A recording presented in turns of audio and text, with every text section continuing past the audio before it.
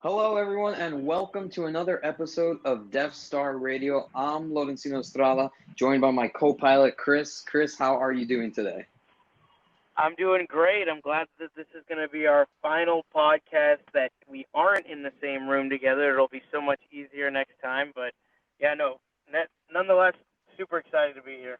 Yeah, and it's been quite some time since our last episode, which was the review of Thrawn by Timothy Zahn. That was in mid-June. It's now early August, almost mid-August, and we're getting back together and we're reviewing Alphabet Squadron by Alexander Freed, which is the first book in a trilogy. And just right off the bat, Chris, what were your initial impressions of Alphabet Squadron going into it, and then once you finished reading it? So I guess I was a little unfair to Alphabet Squadron because I picked that book up literally the day after I finished Thrawn. Mm-hmm. And if you listen to our Thrawn review, anyone, we both loved Thrawn. Thrawn's one of my favorite books now. It's a great story about a great Star Wars villain. So Alphabet Squadron had some pretty high expectations for me. And I wouldn't say it didn't meet them, but I would say that it wasn't as I loved the book. The book was good and everything, but it wasn't a Thrawn level book to me. If you guys saw our Twitter account, which if you don't follow us on Twitter at Death Star Radio, please do. We both gave it a four star review, and rather than 5 stars. So initial thoughts, I liked it. It's not bad, and I definitely suggest it if you're a Star Wars fan. What about you? Yeah, same with you. I definitely recommend it if you're a Star Wars fan, especially if you like learning about the stories of these fighter pilots. This is what this book is about. And I think the concept of the book is really intriguing, which is why it brought me to the book. The fact that you put together an X-wing, a B-wing, a Y-wing, an A-wing, and a U-wing together, you think, how is that going to work? How are they going to be able to complete these missions together? These ships are so different. So that's what drew me in right off the bat. But like what you said, coming off Thrawn, which, like you, again, is one of my favorite books now, and Timothy Zahn's now one of my favorite authors, had high expectations for Alphabet Squadron. And it didn't meet those expectations for me. I was really hyped for the book. I shared it with you on Twitter when they announced it, and we were both, highly anticipating this book. We pre-ordered it and everything, and it came in, and I really cranked through this book because I was traveling, and it was something for me to read while I was on the plane. But some of these characters in the book for me connect with as much as others. But overall, I think the book it's a solid Star Wars read. It definitely has a lot of cameos from characters that are already beloved. So I think it's the perfect combination of introducing new characters and introducing the old characters in a time that is still very vague for Star Wars, which is after the Battle of Endor and after the Rebels beat the Empire. So yeah, which is also kind of like why I like Thrawn so much.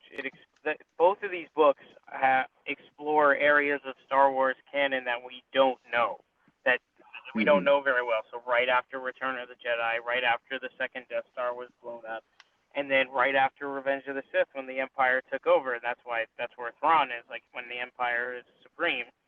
So it's kind of interesting because we don't really see much. Obviously we probably have a little bit more in that Thrawn era because we have Rogue One, Solo, and everything like that. Yeah. But it's still this.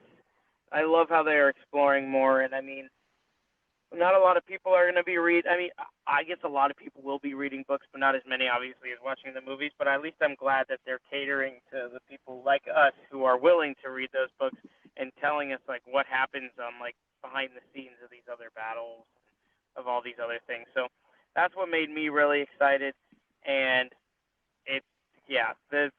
the time period was perfect for this book. If it was at any other time period, I probably wouldn't have liked it as much. Yeah, I definitely agree with you.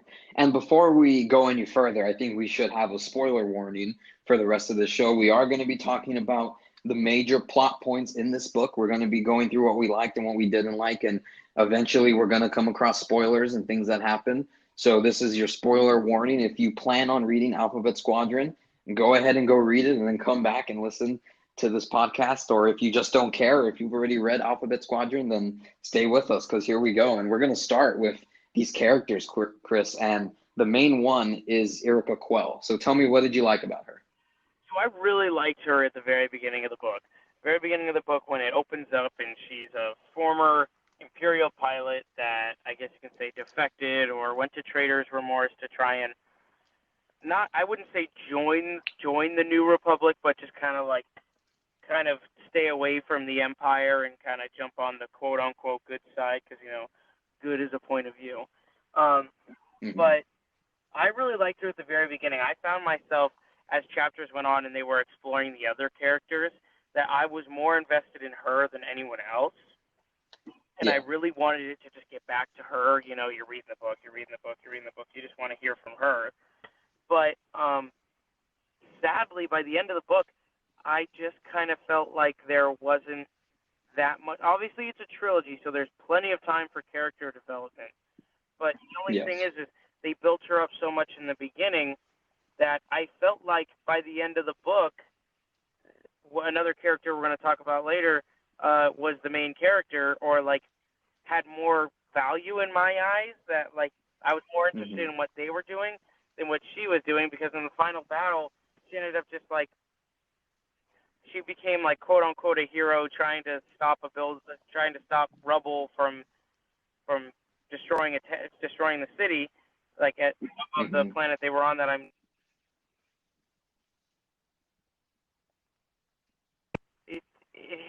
I don't know. It fizzled out for me. It was built up so well and then fizzled out for me. I don't know if it was the same for you. Yeah, I think, immediately you get introduced to this character and you don't know much about her. She's a defect from the Empire. She's on Traitor's Remorse, which is a place where all the defectors from the Empire go, or major scientists. And then while the New Republic, kind of figures out what to do with them, whether or not they're going to be released, whether or not they're going to employ them in their ranks. And you see kind of what she's going through. She's getting this push-pull, whether or not she has done the right thing. That's something that is going through her throughout the entire book. And that's something that I do like. She continues to get flashbacks of when she was in the Empire and whether or not if she was doing the right thing, because she's part, her group, which is the main villain in this book series, for this trilogy, the 204th Legion, which is Shadow Wing. She was part of Operation Cinder. So we see her kind of evaluating herself and even considering whether or not she's worth it, whether she can help the Rebel Alliance or if she should be doing it. And I think that's a really interesting aspect of her. But I don't think the character is, again, like what you said, it's a trilogy and we're going to see character development. But I just didn't read a lot from her that I really like. There are characters in this book that I think are more interesting than her and that have better reason for her. Because for Erica Quell, it just feels like she's doing it to do it, if that makes sense. There's no real motive, in my opinion, there's no real motivation for her to be there. I don't find that while reading this book. Yeah, no, that's exactly what I'm saying. I just feel like at the very beginning they had kind of built her up to maybe have this pretty cool conclusion or have something to do, she finally, because like you said, she battles with herself. Is she doing the right thing? Is she not doing the right thing? I was hoping that maybe toward the end of the book we'd find out, is she doing this right thing? Does she finally come to peace with herself so that in the next two books she's definitively on one side, which granted, because she's not definitively oh, this is good, this is bad, that does open a lot of opportunities for the next couple of books. But for this book's standpoint, I think that it was kind of tough just to kind of leave it open-ended like that. I mean, yes, she's more toward the New Republic, but she still hasn't decided what's good or not. She didn't even think the last battle was a success. And that comes from her Imperial days. If they didn't do everything right in the Empire, then it was a failure. So I think that leaving that open leaves a lot of opportunities, but it didn't settle with me. I don't know what it was. I didn't like it. I personally didn't like it. When I finished the book, I was like, wow, looking back on it, I kind of wish there was more with Quell, to be honest. Yeah. And that moves to the other character, which is the person that finds her. at Trader's Remorse and brings her into Alphabet Squadron, and that's Karen Aiden, who is a New Republic intelligence officer. And, he's out to prove a point. He's out to show that with proper intelligence, they could be successful even though they don't have a whole fleet behind them, especially if it's just a concentrated mission with only a handful of, doesn't have to be pilots, it can just be, soldiers on the ground or anything like that. It can be effective if they are given proper information. And he's trying to prove that point with Alphabet Squadron, with getting this ragtag group of fighters and putting them together against one of the strongest and most elite task forces in the Empire, which is the 204th Legion. And Chris, I don't know about you, but when he was in this book, I was annoyed all the time. I just think he's this real, he's very, like, in my opinion, he's a very annoying character. He's always trying to do good, and he's willing to do whatever to make sure that his point is proven. And as I'm reading that book, whenever he shows up, I'm just like, I really don't want to be reading his dialogue right now. And maybe that's the point of his character, because he is that political side of the New Republic. Because I kind of liked I kind of liked Karen Aiden's character, simply because I feel like his character was two. It was him and his torture droid, or the reprogrammed torture droid. I feel like they came as a group, and I enjoyed reading the torture droid's dialogue and everything that came along with that. Oh, I did loved when they would banter back and forth. I loved that. And at the very beginning of the book, I was all for him because he was trying to help out Yurika Quill. And at the time, I was invested in Yurika Quill. And eventually, there's a part of this book, there's like 100 pages where I don't even think Aiden's name is mentioned. He just becomes irrelevant. And I remember reading a chapter and goes, yeah, so I forgot what obviously, I can't tell you the exact words, but like Yurika Quill has like a thought saying like, yeah, I bet Aiden feels like crap because his squadron's kind of been taken over by one of the generals of the New Republic. And at that point, I was I like opened my eyes and said, holy crap, I forgot he was even in this book. And then in the final battle, they mentioned a couple times, like him saying, like, "Oh, you should do this," and then the general saying, shut up." You know what I mean? So it's just like, So unless there's more to him, if he becomes like a bigger part of Alphabet Squadron, which I kind of hope he does, because his character's kind of fun. He's a necessary character that, like, I just feel like he's kind of fun. I don't know how to put that. Yeah. He's a little fun, especially with the torture droid and everything. So, it's just, I really wish he didn't disappear for a majority of this book, but I'm sure they're setting him up for the next couple books. Yeah, and that's a problem when you have so many characters in this book, and if you're starting a trilogy, you kind of have to develop all these characters, and you all need to give them their backstories and things like that so the reader can understand it. So it is easy for a character to end up getting lost in the mix. And like what you said, Harrison Dula basically just takes over Alphabet Squadron halfway through this book, and he's just gone, and I guess that just kind of shows the political side of the New Republic and how, they're trying to figure out, which is something that I like in this book, that the New Republic is figuring out how to transition from the rebels, which was really just a military task force, into a government that's now going to rule the galaxy. That's a pretty big leap. And I think we see that throughout the course of this book. And it shows, especially when you see all these people stepping over each other, like Harrison Dula doing that with Aiden, So I think that's an interesting aspect that this book covers in this. Yeah, no. And another character, Chris. Sorry. I was what you were just saying, that kind of calls back to a time period that hasn't been explored in Star Wars, the time period between Return of the Jedi and Force Awakens, and how the New Republic was formed. And now you start to think about it, you're reading this book and you kind of see how they didn't really get off on a good stop. Like they keep saying, yeah, we won the war, but did we really win? You know what I mean? Like we haven't figured that out yet. So you almost kind of wonder, like, did the First Order start because, like, the New Republic wasn't great? Yeah. So maybe the First Order had a reason to start, and not just oh, well, we wanted an Imperial thing, and now you guys took over. You know what I mean? So I kind of like that they kind of explore that, and I hopefully they explore. Maybe they explore it in other books that I have not read yet. But if they keep going on this Alphabet Squadron one and they keep doing that, I would love to continue to read that. But as you were saying, moving on to the next character. Yeah, so we get introduced also to Nath Tensent, who is a Y-wing pilot, and he, like Erica Quell, was part of the Empire, but he was kicked out of the Empire because he was trying to lace his own pockets with money using his insignia and using his tag as being part of the Empire. He ends up going to this outpost, a very sketchy outpost, and he's protecting the people there and the shipments that are coming in exchange for money. And he ends up being convinced by Aiden and his torture droid to come and join Alphabet Squadron. Yeah, and he almost beats the crap out of Quill, correct? Or is it? Yeah, I remember something like that. And yeah, his character is kind of a trip because you don't know whether to like him or not because the whole I almost said movie, the whole book, you almost think that maybe he's gonna kill Quill.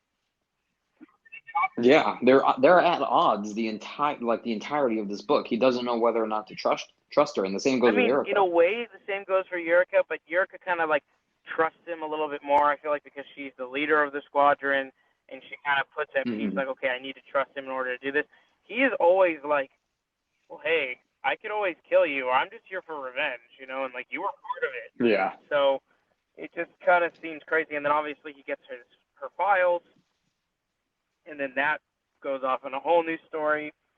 And so that builds up into the second book, I assume. But, I like Tenzint's character. Kind of brings a little bit of a different, kind of like a little bit of a leadership role to the group because Quill didn't really have that much leadership, let's be honest. And especially, he became friends with Will Lark, and everything. And, like, their interactions was always fun, in my opinion. And he was always there for them, and so I thought that was cool. He's the one that I feel like made them a squadron. If he wasn't there, then they would have just been like 5 random pilots, and they would have died in the final battle easily.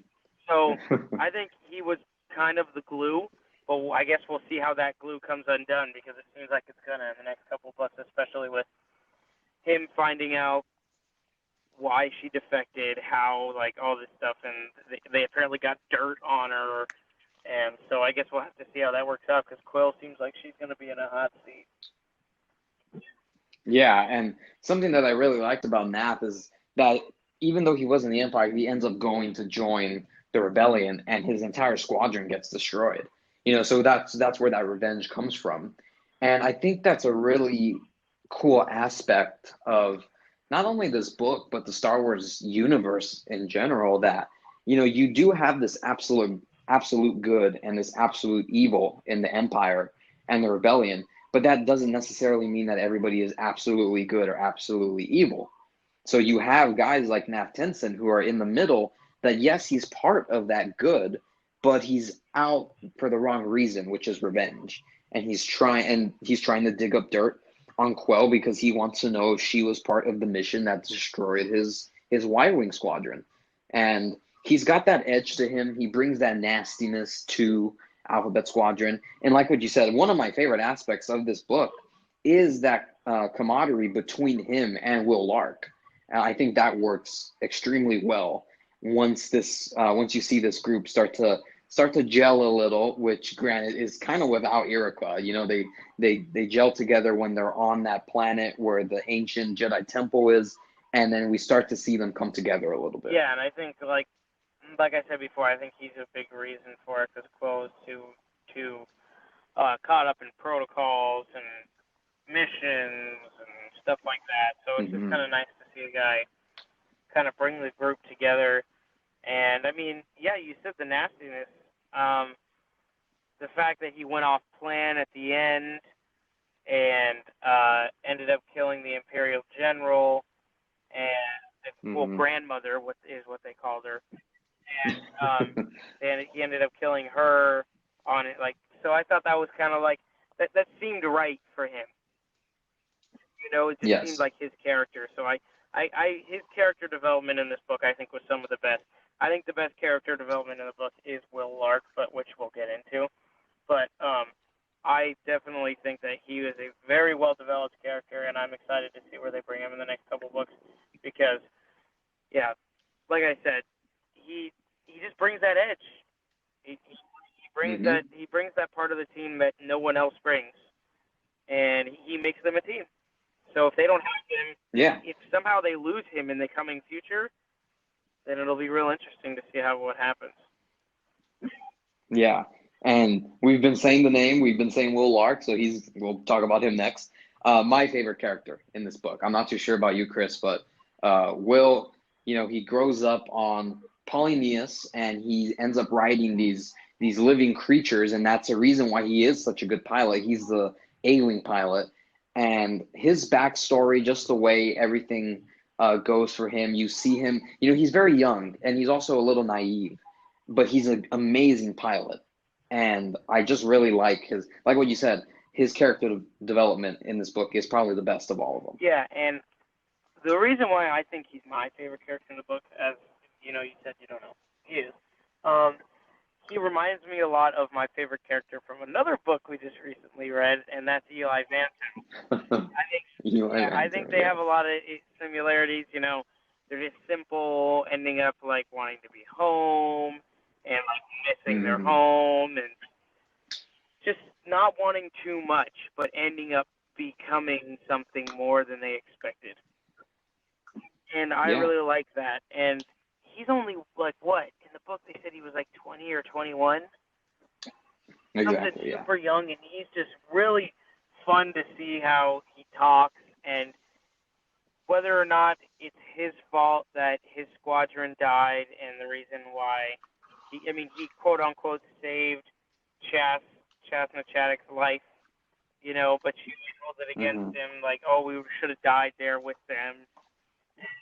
Everything, whether you believe that's a good thing or bad thing, I think that he was always looking out for other people, and he was always just made fun of because he's a young guy from like a world that nobody knows of. He's just out there, which is like exactly what I think Eli Vanto is. He's the same way. Yeah. And that's why I think I connect to him a lot, because I just love the aspect of both of those characters. So, I mean, and yet, like you said, his character development, he comes from a guy who's, let's be honest, they're all dealing with it, but he's dealing with a significant amount of post-traumatic stress disorder. He'll be flying and he'll see his former squad mates, like his squadron mates, like his comrades. He'll see them, and that's just, they're all dealing with it, but I feel like they express it with Lark more than anyone. And especially in that final battle when he sees, like, Blink behind him trying to shoot at him. And then he thinks of the time where he talked to Blink when they were defending the Hellions there. And, like how he gave him all the orbital cluster, like, scary story. And so I thought that was kind of unique. But it's also, like, it's sad because he lost his best friend, Saint Nick. And it's just, it's a lot for him. And he's in it for the long haul, unfortunately, whether he wants to be or not. And I'm hoping by the end of one of these books that he eventually does get home, because he's one of those characters you're rooting for. Yeah. Something special about Eli Vanto and Will Lark is that they are the relatable character in each of their stories. That's the character that you can look at and say, oh, I could see myself in him, or something like that, right? They're very relatable. They're characters that you root for. They're kind of like those underdogs, if you will, because Will was so close to going home. He was going to go home the next day before the Hellions Dare was attacked by Shadow Wing. So he was just that close, and now he gets pulled into this war all over again. And essentially the war's over, but it's not, and he knows he's very close to going home, and he still has to be out there, and he still has to be fighting the Shadow Wing, which is extremely elusive. And he loses his squadron. He loses two squadrons. He loses Riot Squadron and Hound Squadron as they're protecting the Hellions Dare. And you see how young he is, and you understand him. And we're college kids, Chris. We want to go home. We miss home too. And Will is kind of like that characterization for us in a sense. And I think that's the reason why he is one of my favorite Yeah, characters. he's easily become one of my favorite Star Wars characters, just like Eli Vanto has. And I mean, and you don't even know what he looks like. That's the funny thing. Yeah. He's, like you said, super relatable, hard to hate, definitely rooting for him, and you're glad that he found a friend in Tenzin, because otherwise it was just kind of him like, I just want to go home. I got no reason to be here. Yeah. So it's kind of tough. Exactly. So I kind of wanted to move on now to this member of his squadron that hates him, quote unquote, and that's obviously Chas Machadik. She's kind of got an interesting story. She's a weird vibe. You know what I mean? You never know what you're gonna get with her. She's blasting music in her ship while she's trying to fight people, and you wonder how that works because you're just like, what? But she's an interesting character, and I mean, what did you think about her?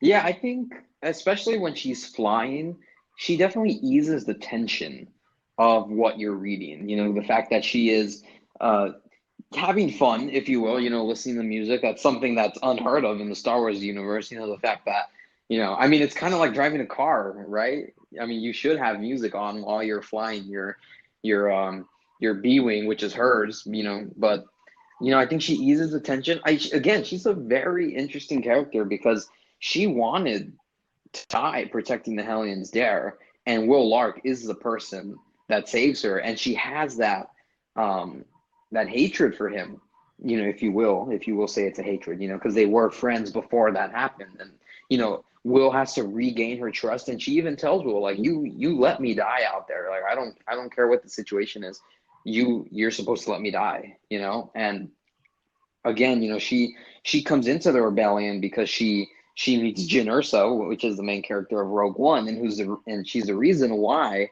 the Death Star plans ended up being in the hands of the rebellion.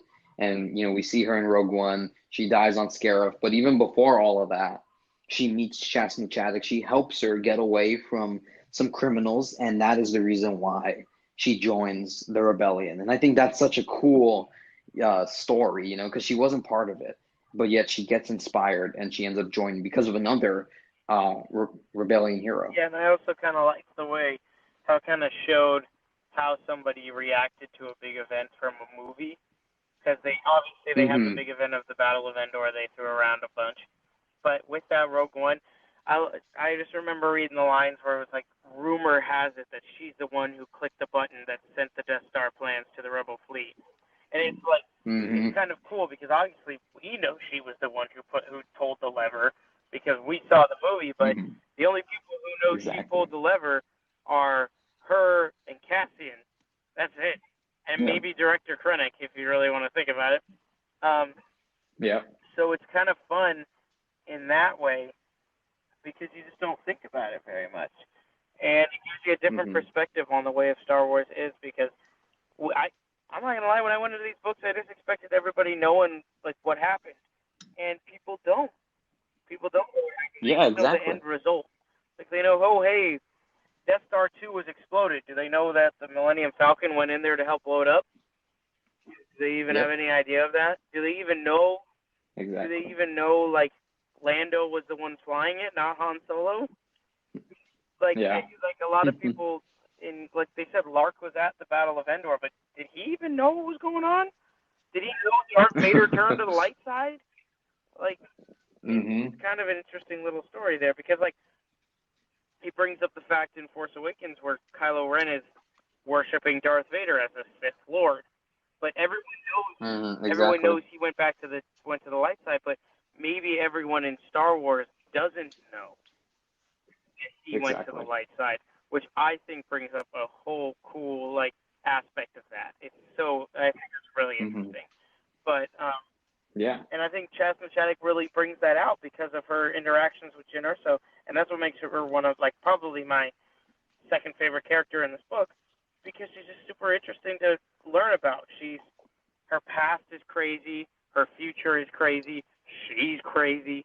It's so much fun to read because everything else is so serious, and then you get to her and you just like hear about all the music she's listening to and the bars she talks to, and in her past like self, like her story. So I think that's really cool, and she definitely gives off like the second best character resounding moments to me.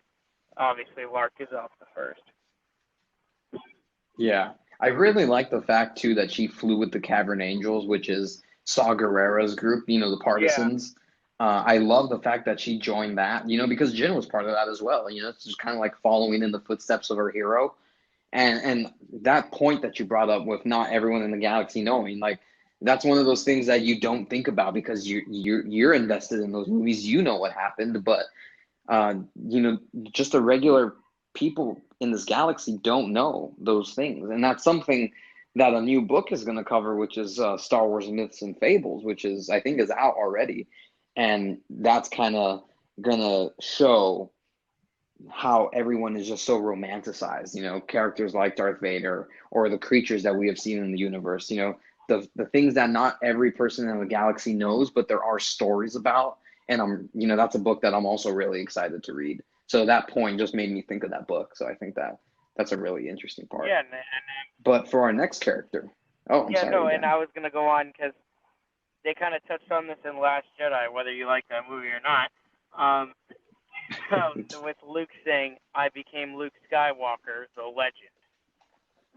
So everyone in the galaxy was like, "Luke Skywalker, blah, blah, blah, blah, blah." But they don't know what really happened.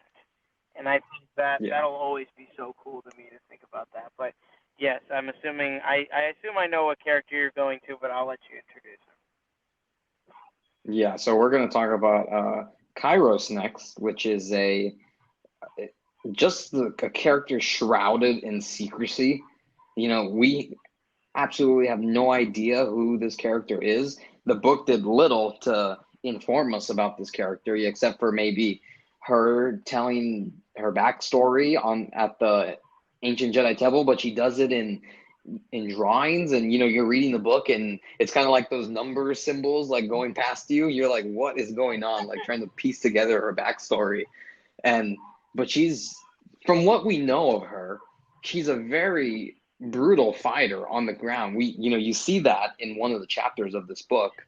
She's absolutely like destroying stormtroopers and just tearing through them. She's very quiet. She's very stoic. And I mean, she flies the U-wing, and that's really all we know about her. Yeah, I mean, she says like 3 words in the book, and they're like, they're a lark or something. And she's just an interesting, like, I can barely picture her because there's really not that much of her in this book. But yeah, I mean, they definitely set it up to maybe where she kind of like cracks a little bit. And I'm excited to see that. I really hope they do something like that where she kind of cracks and then eventually like they find out who she really is. But other than that, there's really not much else to say about her. That's really it. Yeah, I mean, she's cool. Like, she's kind of like that person who's like, yeah, she's all right. Like, it's like, who's that person? Like, sitting in the corner, like, looking down. It's like, nah, she's okay. Like, don't worry about her. Exactly. It's, just this interesting character. Yeah, there's not much more to say about her.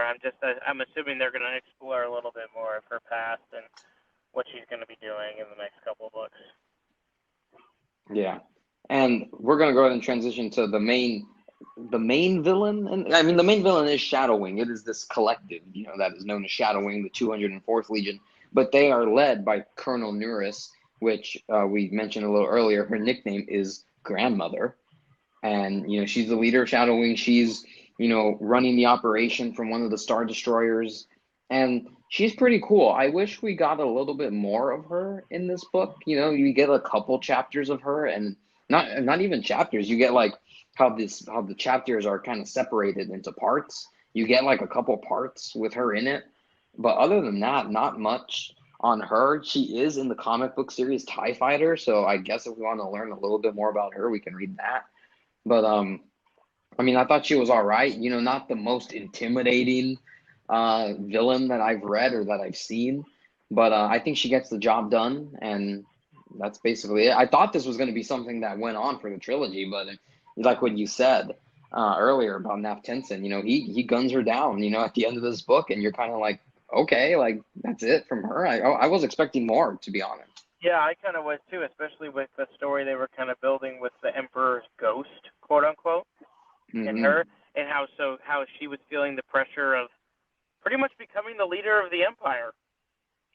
She was the leader of the last remaining parts of the Empire, which, I mean, I guess there still are parts of the Empire, but, like, she was the main leader. She was the Emperor, if you want to call it. You could call her Emperor Grandmother if you wanted to. So I thought that was kind of cool that they kind of explored that a little bit, and especially since, I mean, maybe we'll see this ghost of Emperor Palpatine in Rise of Skywalker. Because of, obviously the trailer teased what's it called? Darth Sidious coming back, and we'll get something like that. Which, I mean, honestly, having read this book, if they do, I will be so hyped if they do, because it'll make me feel so much better that I read this book. But if they do, I mean, they definitely have opened up a lot of possibilities with that Emperor Ghost, especially with the new villain that's coming in that we'll talk later. But yeah, I thought there could have probably been a little bit more. She kind of seemed like a dry character in a way. I'm the Emperor. I'm part of the Empire. I'm not worried until the last minute when I should have been worried like an hour ago when getting our butts kicked. So it just, like, especially in that last battle, are you worried? No, but half of your hangar is gone. Yeah, and you're a minute away from getting killed. Like, she's just chilling. Yeah, it's like, so, I mean, she just kind of seems like the typical, like, Grand Moff Tarkin type, like, Imperial, Yeah. So, yeah, I guess if there was a little bit more, I'm kind of fine with her not having it, because I think the next villain is going to be a lot more interesting. But, yeah, I'm kind of okay with her dying, especially with Tenzin kind of getting a little bit of his revenge. Yeah, and I mean, you just mentioned the new villain. Let's go ahead and talk about him, which is Major Soren Keyes, who we are introduced to in the first chapter of this book as the not the leader, but he's kind of like the commander of Alphabet Squadron. He's out there with the fighters. He's commanding the force, making sure that everything is right.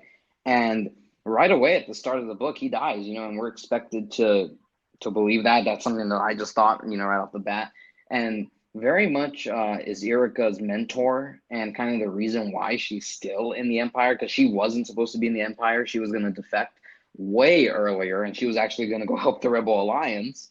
But he is a reason why she stays. He ends up dying on Necronus, which is part of Operation Cinder. They go and they try and destroy the planet, and in so doing, we are led to believe that he dies. And then all of a sudden, in the last paragraph of this book, we end up finding that he is alive and that he is going to be the next villain in part 2 of this trilogy. Yeah, and I really like how the scene, quote unquote, or the part where they explain how Quill and the Major Keyes kind of interact when he tells her, hey, you need to defect, like you've never wanted this. Yeah. Kind of mirrors what happens when Quill crashes at Pandemne with Karen Aden at the end. Yeah. So I just kind of thought that was kind of a cool little parallel. If that was in a movie, it would be like, shot the same. You know what I mean? So I thought that was kind of a little cool intro to his story, but also like to Quill's story that ends up coming back. And yeah, it seems like he's been playing off. They did kind of introduce him weird. In the middle of the climax, they threw in a chapter with 2 characters that we had no idea who they were. And there was just some guy working at a shipyard or something, and he convinces a kid not to bomb Trader's Remorse. And then, and then 2 months, like 60 pages later, at the very end of the book, we found out that it's him. Yeah. It's just kind of mind-boggling to me. Because I totally forgot that chapter even happened by the end of the book. And so yeah, because it just seems like a weird like footnote in this book, and then I guess we should have known that it was meant to mean something, but I mean you're invested in this story already with all these characters, and then they kind of throw like a wrench in it all, and you're like, well, that's kind of weird. Yeah, it's kind of like in Thrawn, you read about Thrawn and Vanto for like 100 pages, and then they throw in Arinda Price. Yep. And I think that's a perfect place to put it, because then you get to build her character and then end up meeting with Thrawn and Vanto. The thing is, they threw in this character at the very end of the book, so it kind of seemed weird. But I guess it kind of worked out, and it really made it for a nice little ending, kind of post-credit scene. It did. It definitely did. Yeah, it made it to like a little post-credit scene type thing, and it's definitely made me excited for the next book. Yeah, I was reading it, and like I read that, and I was like, whoa! Like, talk about a mic drop. Like, all of a sudden, this guy's alive. I thought, like what you said, really nice post-credit scene, if you will. A really big cliffhanger that it shocked me. I can tell you that much. As long as it took me to read this book, I was like, holy wow. But yeah, no, my overall thoughts of the book is we've kind of covered everybody now, all of the main people. Yeah. It's a great book. I mean, it's not a bad read. It's a little hard to read. We talked about this before we started the podcast. It's really hard to write, I feel like, about aerial combat, especially in space. And so, like, you're reading some things and you're just kind of like, I don't know what's going on. Like, a little bit. And Alexander Free did his best to obviously describe everything, and I think it's a well put together book. I really enjoyed it. Like I said, 4 stars from me. I know you gave it 4 stars, but what were your overall thoughts? Yeah, like what you said, I think it's hard to read at times. I found myself, going back a page or two or a paragraph and just trying to let it sink in and understand what I was reading a little. I felt a little dumb that I was doing that, but I'm glad we both had the same issue with it.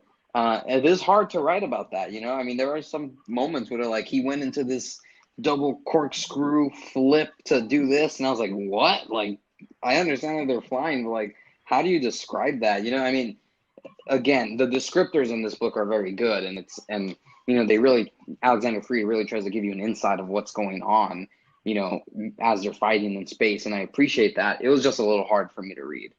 And another thing you said is just how the chapters are split up, kind of like through Roman numerals, and how it's like, okay, this. Again, that's something that I'm not the biggest fan of. It wasn't a problem for me while reading it, but it's just something that I would prefer not to be in the book the way it is, like divided chapter wise. Yeah, the way it's put together is a little confusing. I mean, after the first couple chapters you read it, you kind of get used to it. It makes it nice. Like, if you only have a little time to read, it makes it nice because it gives you a lot of stopping points. Definitely. Which ended up being helpful for me, but because working and everything, not exactly easy. But yeah, no. Overall, it's a good book. If you're a Star Wars fan, get out there, get the book. We suggest the paperback because we both got the hardcover, and this book is huge. Massive. This thing is like the size of one of my textbooks. Yeah, it is big. It's big. I mean, it's not page-wise. It's only like 408 pages, but just size-wise, it's just like, oh. Like, Thrawn, the book the size of Thrawn is perfect. So, like... Yeah, it's this little thing. Exactly. If you're going to go out and get the paperback. I don't think it's much smaller, but it's cheaper. Just go do it. But yeah, moving on to our next section, what we usually do here. We usually do a little thing about Star Wars, the do or do not. Of course, if you watch Star Wars, you know what that means. So we usually hear something in Star Wars. Sometimes we'll stretch it to Disney because they are combined now. And we see something that says do or do not, whether it's a fan should do this or Star Wars should. For example, like everyone's talked about the Kenobi movie or series, should they do it or should they not? Stuff like that. So today we're going to talk about the recently released Blu-ray re-releases for all of the Star Wars films. Yeah. And whether or not, as a fan, you should buy them. And personally, I'm going to start here. Coming from someone who owns all of them already on Blu-ray and everything, unless you really want a cool little cover on your little box thing, I don't think you need it. Because I do have all of them, but for the prequels, my DVDs are a little scratched up and it skips. So I also don't have them on me. So these do get released September 22nd, by the way. But I really like the cover art for The Phantom Menace and Revenge of the Sith. Attack of the Clones is nice, but it's not, groundbreaking. It's not amazing.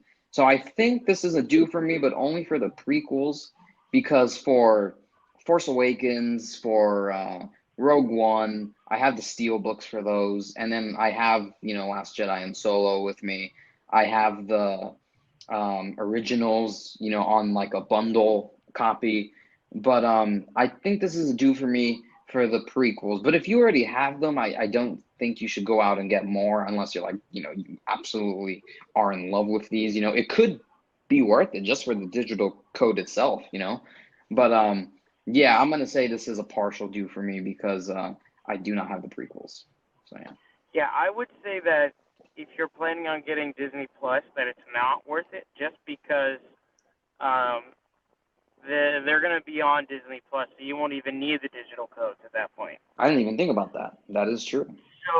So if you are planning on getting Disney Plus to watch shows like The Mandalorian and everything like that, at the end of the day, you probably won't even need them.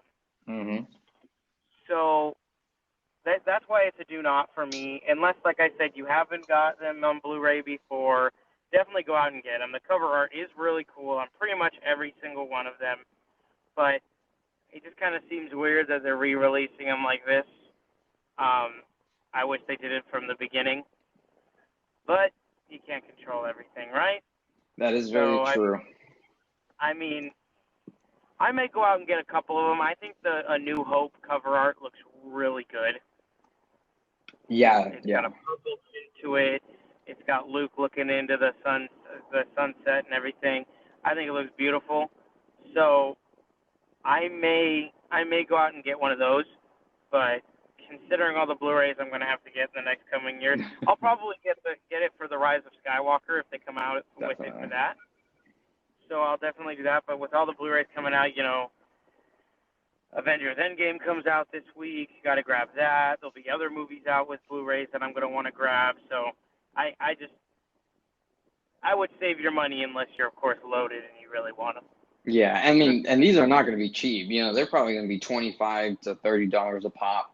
So that's expensive if you're going to go out and get all of them. Because if you get one, you're going to be tempted to want to get the collection of all of them with the same concept for cover art. So that is going to be an expensive endeavor. But I think I like the Revenge of the Sith one the best. Like what you said, it looks a little bit like the original one, but I like the red, and I like Obi-Wan and Anakin right there, Duel of the Fates in the middle. I think that is awesome. But yeah, no, it's not a bad one, I'll tell you that. But yeah, they all look pretty darn good. Yeah, and for our next segment, okay, I think you were going to take the lead on that one. Yeah, no, so our next segment, of course, is the what are we watching, what are we reading, kind of give you an aspect into what we like to do, either other than Star Wars or what we're doing with Star Wars, what we're reading and everything. So I'll let you go ahead and start and tell everybody what you're watching and reading. Thank you. What am I watching? Okay, well, it's been a long time since we've had an episode. So what I've watched, I've seen Lion King already, saw Once Upon a Time in Hollywood, which is a great movie. Lion King's okay, it's nothing special, but Once Upon a Time in Hollywood was really good. I saw Toy Story. I don't know if we talked about me watching Toy Story the last episode, but I'll just throw that in there. Currently watching The Handmaid's Tale on Hulu, and also watching The Flash on Netflix, the CW Flash, which is a pretty good series. Chris, I'm a little bit more invested into the DC universe than Marvel, so I am enjoying The Flash right now, and the whole I think it's going to inspire me to watch Arrow and the entire Arrow universe. So I think that's pretty cool. Reading, just finished reading Thrawn Alliances, which you are now reading. So I'm excited to talk about that. Whenever that episode comes to fruition. And then currently reading Queen's Shadow by E.K. Johnson, which is about Padme. So kind of her transition from the Queen of Naboo to being a senator for Naboo in the Senate, obviously. So I think it's a pretty interesting book so far. About 100 pages away from finishing it. I like it. I think it's a interesting read. Definitely political. Definitely political. It's not an action-packed book, but if you like the political side of Star Wars, it's definitely one that I recommend. So, what about you, Chris? So yeah, I definitely want to jump on that book about Padme. I definitely saw it at the store the other day. I definitely want to jump on that. But like you said, I'm reading Thrawn Alliances, and I just got Thrawn Treason in the mail. Oh boy! So it definitely gives me more incentive to finish Thrawn Alliances because, as you guys have known, we are big fans of Thrawn. We love Thrawn is one of our favorites, especially since they said Eli Vanto. Granted, I guess I got a little bit spoiled. Is not in Alliances, and he's going to be making an appearance again in Treason. So that's really exciting because, like we were talking about earlier with Lark and everything, that he's probably one of my favorite Star Wars characters. So he's amazing.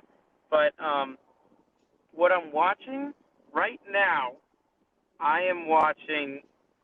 I'm sure everybody's seen ads for it because I think it might be one of the most, unless it's just on my timeline for social media and everything, it must be one of the most advertised TV shows there are. It's called The Boys. It's on Amazon Prime Video. The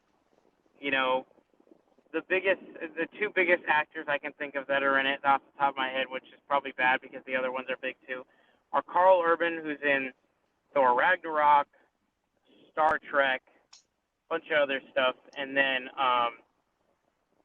Simon Pegg has been in the show. I'm about 6 episodes in. There's only 8. He's been in the show for a total of probably like 10 minutes. And he has an American accent, which if you're into that, then definitely watch it. But yeah, no, it's a really cool, interesting spin on if superheroes were the bad guys. And honestly, it kind of gives you the idea that maybe this is how superheroes would be in real life because they're corrupt. They want money. It's everything like that. They want to just their image is everything. Once you think about it, like it's not wrong. Probably a little bit more realistic than something like the MCU, where everyone loves Captain America, and Captain America is exactly what everybody loves. You know. So it's kind of an interesting little spin on the story there. But if you have not watched it yet, I would definitely do so. It's definitely interesting. I would suggest you're at least 18 to watch it because there's a lot going on in it. There's from every sort of death to just inappropriate everything. It's not exactly a children's show. It would definitely be a movie that would be not rated. Yeah. A lot of people say it'd be rated R. I don't think this could be rated R. I think it would be not rated. But yeah, it's definitely a interesting show, and if you're a superhero fan, I would definitely check it out. It gives you a little bit more of a perspective. Oh, well, that sounds like an interesting show. I might hop on that. We'll see. But yeah, I think that'll probably do it for today. What do you say? Yeah, that's definitely going to do it for sure. Hey, it was a good one. It definitely was. I'm so glad we finally. Well, I just want to be the first to apologize for the reason why we haven't been. You're fine. Because Alphabet Squadron came out in June. I read like the first 200 pages of it in June, and it took me a month and a half to read the next 200. I've been working a lot. Me and Zeno are headed back to school here in the next couple of weeks. We'll be in the same place. It'll be easier to start putting out episodes. We're going to get some content, hopefully, with D23 coming up here in the Rise of Skywalker trailer, maybe a Mandalorian trailer. We'll hope at least one. I have plenty to talk about. In other news, I don't know if Zeno has. I pre-ordered Jedi Fallen Order. That comes out in November, around the same time Disney Plus does. That'll be exciting. I'm assuming news will come out about that every now and then. So I'm very excited to review that and play that, and see the whole aspect of that. But other than that, we appreciate you listening to it. And do you have anything else to say, Zeno? No, that's it. We're gonna have our own studio the next time we talk. Meaning, third floor, the Cronkite building, not our own studio. But I mean, we can relish in it. We can relish in it. Hey, it's better than, I mean, I don't know if people can tell, but I'm literally recording this in my car. So I'm in my bathroom right now, so. Yeah, so it's gonna be a little bit better than what we've been dealing with. Yep. I would say a lot better, but yeah, I'm really excited for it, and we appreciate you listening, and may the Force be with you. May the Force be with you.